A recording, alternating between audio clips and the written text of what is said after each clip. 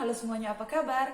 Welcome back to my channel A Little Things with Rambu. Dan untuk kalian semua yang baru pertama kali mampir di channel aku ini, salam kenal. Dan juga terima kasih untuk teman-teman yang selalu mengikuti video-video dari aku, yang udah like, komen, dan juga subscribe. Karena dukungan dari teman-teman semua selalu membuat aku semangat untuk membuat video-video baru. Nah, teman-teman, mengawali video aku hari ini, aku mau ngucapin minal aidin wal faizin, mohon maaf lahir dan batin dari aku dan keluarga untuk teman-teman muslim yang merayakan hari lebaran hari ini. Nah, aku juga mau ngucapin untuk teman-teman dan saudara-saudara yang Nasrani, Happy Ascension Day, selamat hari kenaikan Tuhan Yesus Kristus. Semoga dengan kenaikannya membawa keselamatan bagi kita semua. Nah, teman-teman, hari ini merupakan tanggal 13 Mei dan juga merupakan video kolaborasi sekali lagi dengan teman-teman vloggers aku dari negara-negara lain, tapi yang kita semua vloggers Indonesia. Nah, kita tuh membuat kolaborasi ini dengan tema merayakan hari Lebaran seperti apa sih di negara luar gitu. Nah, cuman karena berhubung di Perancis itu kemarin waktu awal mulai Lebaran kayaknya kita semi lockdown gitu, jadi nggak terlalu rame juga. Dan setahu aku dari yang sejak aku sampai pertama kali di Perancis itu juga nggak terlalu rame ya, nggak kelihatan rame banget gitu. Nah juga karena adanya lockdown gitu lah, jadi semakin nggak rame juga gitu. Karena kan kita keluarnya itu jamnya dibatasin, terus toko-toko yang buka juga cuma toko-toko makanan, nggak semua toko, apalagi bukan toko-toko yang non esensial itu ditutup juga kan. Jadi ya sepi sih untuk tahun ini gitu.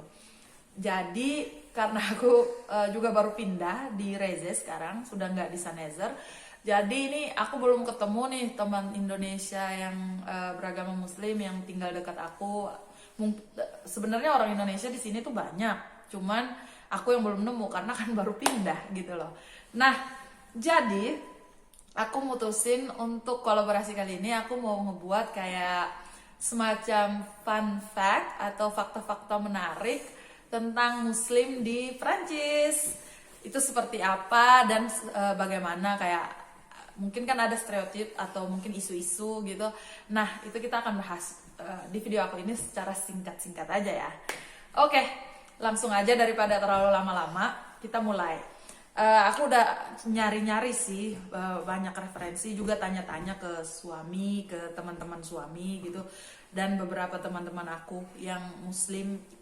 Mereka tuh imigran ya, tapi mereka Muslim dan mereka tinggal di Perancis udah lebih lama dari aku. Bahkan mereka udah tinggal tuh, yang temen aku satunya yang paling lama itu 14 tahun udah di Perancis gitu. Nah, oke, fakta yang pertama bahwa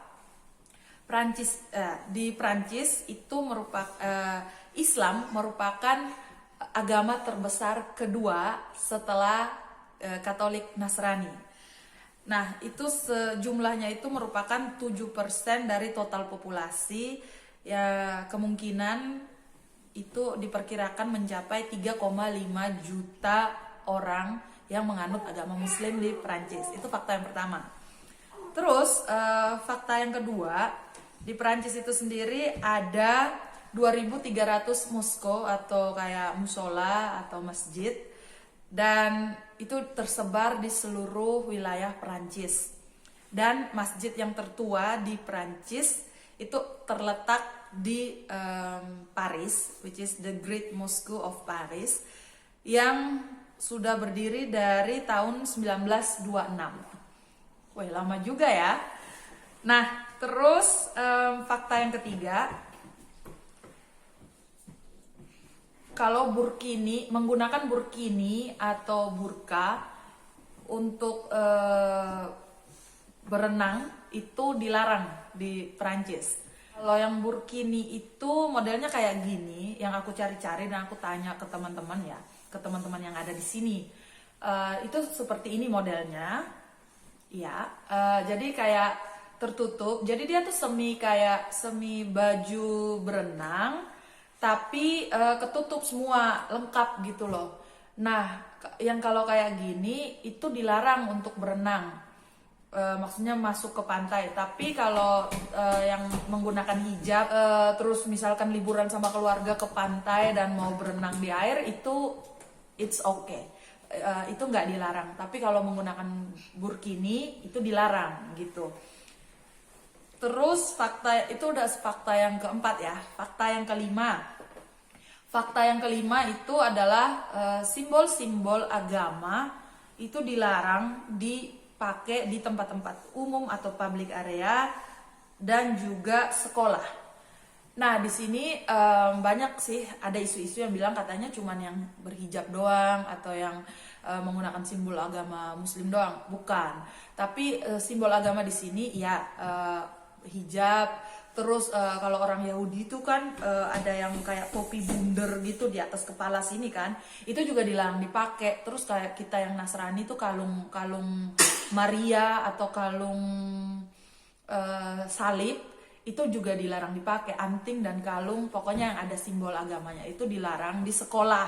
Jadi dari sekolah yang PAUD misalkan TK sampai SMP SMA itu dilarang. Nah, terus untuk universitas itu nggak dilarang untuk para mahasiswanya. Para mahasiswa tuh boleh pakai hijab, itu kan keputusan pribadi ya, style mereka sendiri, keputusan iman mereka gitu. Jadi nggak dilarang untuk dipakai kalau udah universitas. Di universitas itu diperbolehkan. Tapi pekerja publiknya kayak misalkan guru atau profesornya setahu aku dan kata suami aku, kata teman-temannya dia juga, itu dilarang karena kan mereka pekerja. Jadi kan kayak sekolah itu kan kayak tempat pelayanan sosial juga, mencari edukasi dan lain-lain. Ini kamera aku goyang karena Ethan lagi bermain di bawah ya teman-teman. Jadi itu dilarang untuk yang pengajarnya. Tapi kalau untuk student itu sama sekali nggak dilarang kalau di universitas. Dan juga bukan cuma hijab doang ya, simbol-simbol agama maksud aku kayak kalung Maria, kalung Tuhan Yesus, kalung salib dan lain-lain kayak simbol untuk agama. Karena di sini kan ada agama Yahudi juga yang pakai gini-gini itu. Nah itu kalau udah universitas boleh dipakai. Kalau masih PAUD, TK, terus sampai SMA masih dilarang. Terus fakta yang keenam, di tahun 2007 ada sebuah sekolah private school gitu Muslim, private school Muslim yang berdiri atau didirikan di Perancis, tepatnya itu di Northwest Paris di Aubervilliers gitu. Itu nama kota ya, dan di sana itu didirikan sekolah Muslim pertama yang maksudnya kayak kan di sini itu kan, jadi sekolah-sekolah di sini tuh kebanyakannya sekolah publik. Terus kalau ada sekolah private itu biasanya kayak sekolah-sekolah Katolik gitu. Nah, jadi di tahun 2007 itu sekolah Muslim pertama yang maksudnya dia lebih ke siswa-siswa Muslimnya itu berhasil didirikan gitu. Nah, fakta ketujuh dari aku hari ini yang terakhir itu adalah hari Lebaran atau hari raya Idul Fitri itu nggak termasuk dalam tanggal merah di kalender Prancis.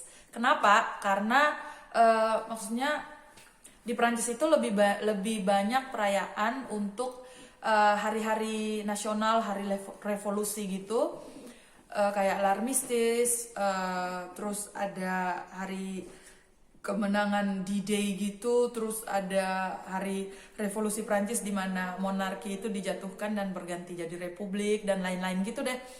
Jadi nggak terlalu banyak untuk perayaan-perayaan bersifat keagamaan yang dibuat menjadi tanggal merah. Yang setahu aku dan suami dan juga beberapa teman yang udah aku tanyakan dan aku cek beberapa situs juga. Jadi di Prancis itu perayaan keagamaan yang tanggal merah itu ya paling Fête d'Année, itu kayak tahun baru, dan juga Noel. Noel itu Natal. Terus Ascension Day hari ini Iya, itu juga tanggal merah karena kan Prancis itu kan masih termasuk dalam kekaisaran Romawi begitu kan waktu di awal-awal dulu. Jadi pengaruh agamanya juga lebih besar ke agama Nasrani Katolik sebagai agama mayoritas terbesar. Jadi Ascension Day itu merupakan hari tanggal merah, tapi nggak libur juga sih, banyak juga yang tetap masuk kerja. Suami aku pun tetap masuk kerja gitu. Jadi ya seperti itulah ya. Jadi itu aja 7 fakta menarik tentang Muslim di Perancis. Dan semoga teman-teman suka, dan kalau teman-teman suka please like dan komen.